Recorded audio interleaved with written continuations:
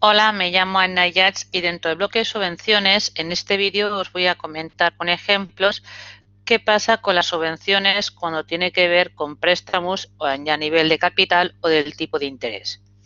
La idea es la siguiente. Hay una consulta del ICAC, que es el BOICAC 81, la consulta primero, que nos viene a decir qué pasa con los préstamos subvencionados. La idea es la siguiente.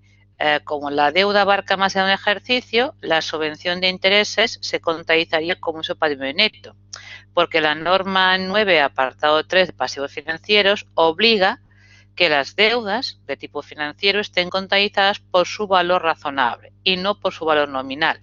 Eso implicaría que si hay un tipo subvencionado distinto al tipo de mercado, pues esa diferencia se va a tener que contabilizar e informar evidentemente el gasto financiero por el tipo de interés de mercado y la parte que no se abone como un ingreso que será financiero si ese tipo de préstamo no financia un activo en concreto o que la explotación si realmente va asociado el préstamo a un inmovilizado. Con lo cual la imputación de la parte subvencionada iría en función de la vida de ese activo. Vamos a verlo con varios ejemplos. El primero se trata de un préstamo del ICO de tipo cero, de un nominal de 200.000 euros que se va a devolver en partes iguales en 4 años. Por tanto, yo haré frente al final de este ejercicio y los 3 años siguientes de 200.000 euros entre 4 años, 50.000 por año. La compañía iba a coste cero, se tenía que financiar en un mercado al tipo de interés de un 5%. Pues siguiendo la norma 9 apartados de pasivos financieros, si cojo los flujos que voy a hacer efectivo dentro de un año, 2, 3 y 4, lo actualizo al 5%, el actual del pasivo serían 177.297,53.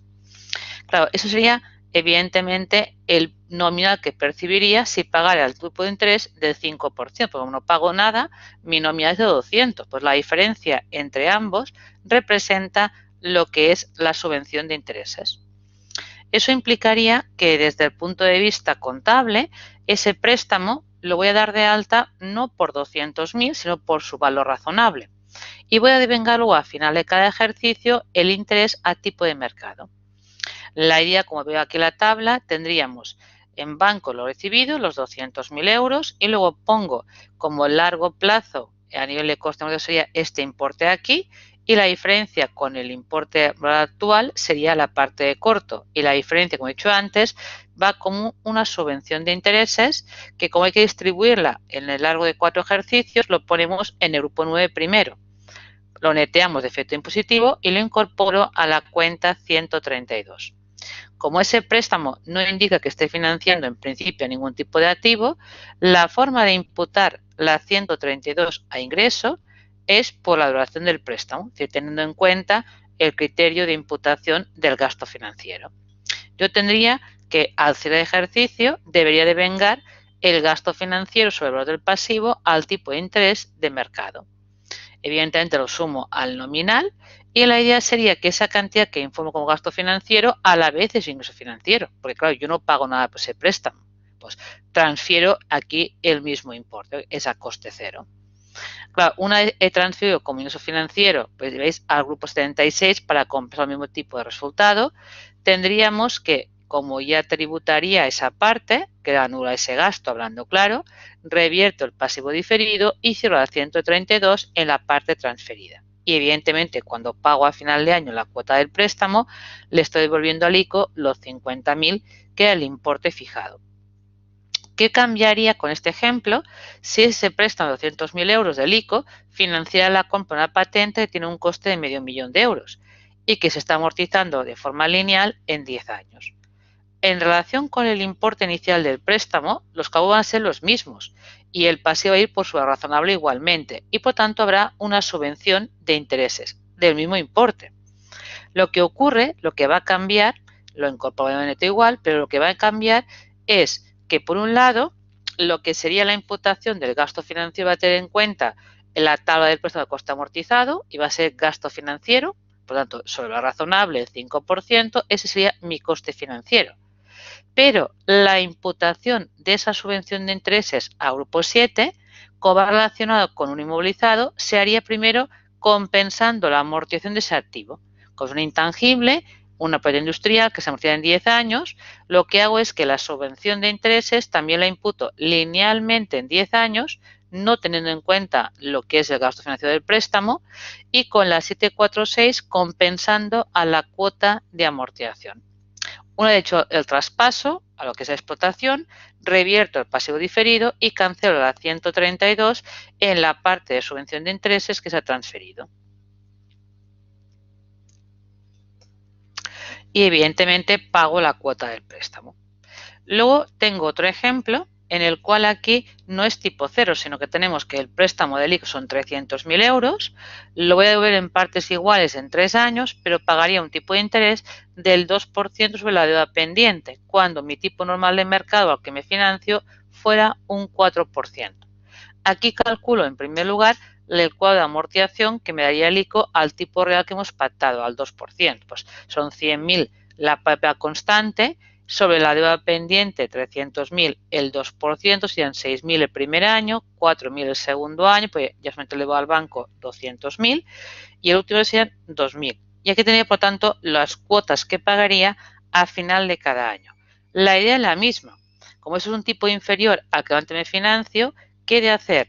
Primero calcular esos flujos que pagaré dentro de un año, 2 y 3, actualizarlos al tipo normal de mercado. Eso nos daría un valor actual del pasivo de 288.754,55. Como en lo que percibo son 300.000, la diferencia sería la subvención de intereses.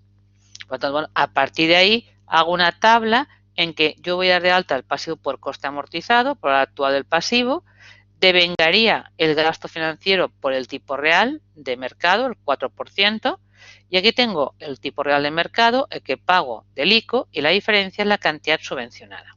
Pues bueno, por un lado habrá ese gasto financiero, y luego habrá la transferencia como uso financiero de esta columna, acabando pagando lo que tengo acordado con el ICO. Vemos los asientos. De la tabla del coste amortizado razonable del préstamo, yo tengo en largo plazo lo que es después del pago, los 194.363 que he puesto ahí. La diferencia con el evidentemente, con el valor razonable, que sería este de aquí, sería la parte a corto, y la diferencia con luego del valor actual con el 300.000 sería la subvención de intereses, que va a la cuenta 942. Esa cuenta la neteamos de efecto impositivo y la incorporo a la 132. Y aquí, como ese préstamo no se asocia a ningún activo en concreto, la idea es que su imputación va a ir en función de la vida del préstamo y va a ir por ingreso financiero. Yo aquí tengo que cuando haga el ajuste a final de año, de devengar el gasto financiero, por un lado, en la 6623 devengo en función del valor razonable del préstamo por el tipo de interés de mercado. De esa cantidad que es el gasto financiero, yo le debo al banco, evidentemente del nominal, el 2%. La diferencia la sumo a la 520.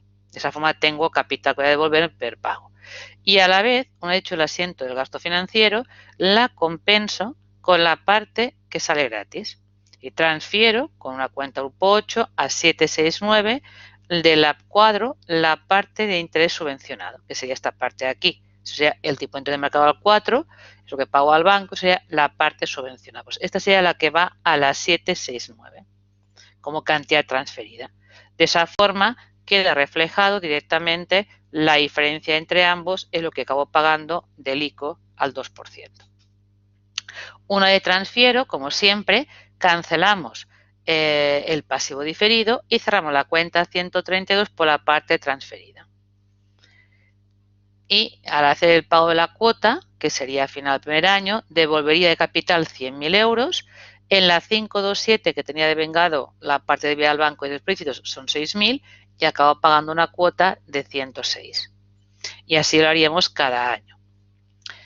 Aquí a continuación le he incorporado qué diferencia habría si en vez de un ente público el que realmente me hace tipos favorables, fueran préstamos entre compañías del mismo grupo y que aplicaban la norma 21 y también se cobre a un tipo de interés inferior de mercado o simplemente se le regale los intereses. Aquí sería donación. Estamos hablando entre compañía y mismo grupo, se opta por la que da el dinero a la otra empresa o cobrarle un tipo menor o incluso no cobrar. Por tanto, en este caso se aplicaría la norma de vinculadas que nos lleva al ajuste secundario del IS, es decir, que si beneficia a la empresa la aportación del socio en la participación que tiene, esto es liberalidad, y si beneficia al socio sería un reparto de beneficios. Vamos a verlo aquí con un ejemplo. La empresa tiene el 80% de B y por lo tanto es A la que hace un préstamo de 100.000 euros a B a un coste cero y aún solo reembolsa 5 años de todo el capital. En condiciones normales del mercado, el tipo de interés tendría que ser del 4%. Pues bueno, la idea sería, haremos lo siguiente. Como la norma 9, el apartado 3, nos obliga que tanto el crédito como el pasivo, al ser financiero, se imputa por razonable y no por nominal, yo hago que el flujo que voy a recibir o voy a pagar dentro de 5 años son 300.000 euros, si lo actualizo al 4% del tipo de interés de mercado, nos daría un valor actual de 246.578,13.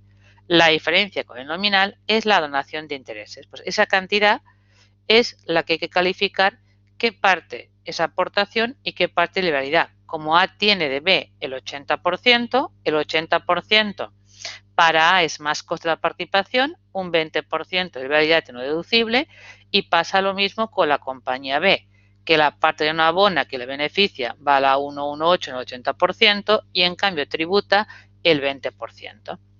Lo vemos con ejemplos. Aquí el día de enero del 19, la empresa que es la A, que es la que tiene el control, la cabecera y el prestamista, como derecho de cobro no pone 300.000, pone su valor razonable actualizado. Y la idea sería la diferencia con la cantidad que entrega es la cantidad que dona de intereses, que en el 80% hace la participación de salga más cara y el 20% va como beneficio a terceros, liberalidad, gasto excepcional y cuando al IS no es gasto deducible, ajuste positivo, diferencia permanente en la declaración del 2019. Y a 31 de diciembre devengaría como primario el ingreso financiero a tipo de interés de mercado. Y luego, ¿qué es lo que haría la empresa B? Como es la dependiente y el prestatario a la vez, la idea sería cuando tiene el préstamo por banco recibe 300.000, pero como pasivo con la compañía de grupo, lo que realmente le debe a la empresa A sería el valor razonable actualizado. La diferencia entre ambos, como es donación de intereses, por la 118 iría aquí, hablando claro, el 80%, que es la participación que tiene A sobre B, y tributaría y sería liberalidad el 20% restante, que va como un uso excepcional y por lo tanto no hay que hacer ajuste fiscal, ya está integrado. Y el gasto financiero lo devengaría a tipo de interés de mercado. Por último, un comentario, podemos estar hablando todo el rato de intereses. También puede recibir subvenciones destinadas a cancelar parte del capital que debe un préstamo. En ese caso, si fuera cancelación de capital, iría como ingreso en el momento en que la empresa proceda a reducir deuda con la entidad financiera. Si ese préstamo de alguna forma va asociado a la financiación de un activo, lo de siempre.